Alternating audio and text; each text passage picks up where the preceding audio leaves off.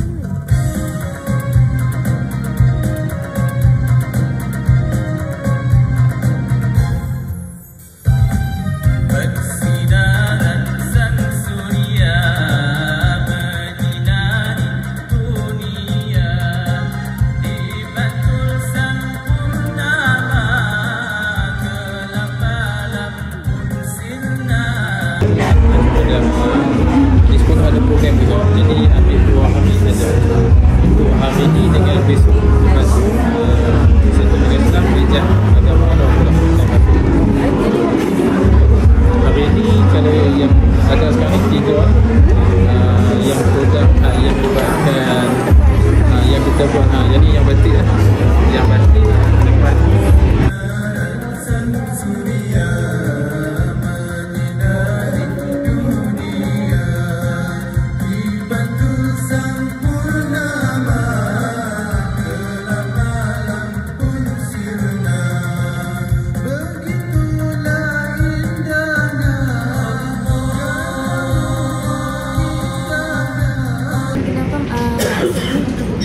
Okey, Ayat Nawal Yayasan My Aqsa ni ditubuhkan pada tahun 2017. Kita punya tujuan menubuhkan Yayasan My Aqsa ni adalah untuk menyatupadukan umat Islam untuk kita sama-sama mempertahankan kesucian dan juga martabat Masjidil Aqsa. Ia ini dirasmikan oleh Syekh Ikrimah, iaitu pengerusi Majlis Tertinggi Islam Baitul Maqdis.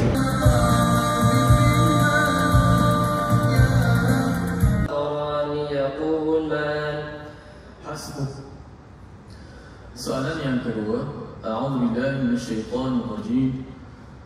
Ya sahibai sijni a'arbabun mutafarriqun khairun amillahul wahid. Assalamualaikum, boleh cik perkenalkan diri? Waalaikumsalam warahmatullahi wabarakatuh. Saya Muhammad Azrin bin Jubri,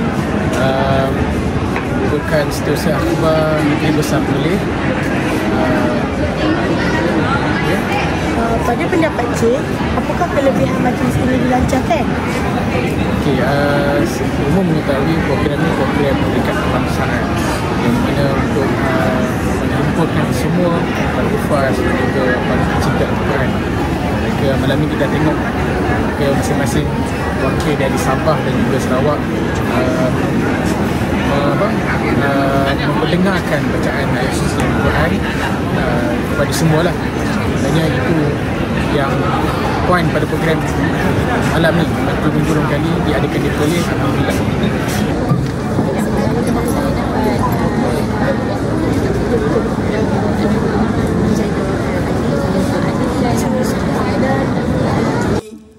يقصون عليكم آياتي وينذرونكم لقاء يومكم هذا.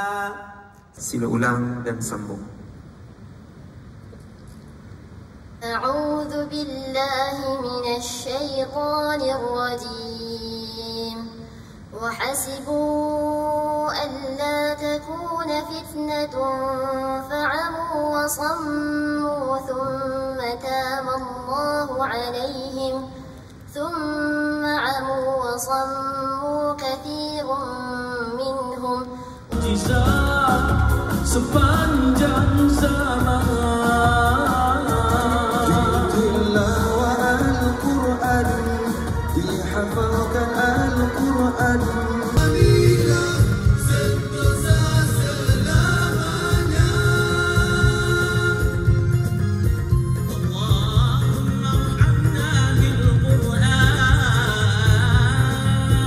boleh datang daripada Nabi kita Muhammad sallallahu alaihi wasallam yang dikenali sebagai syafa'atul uzma, syafaat yang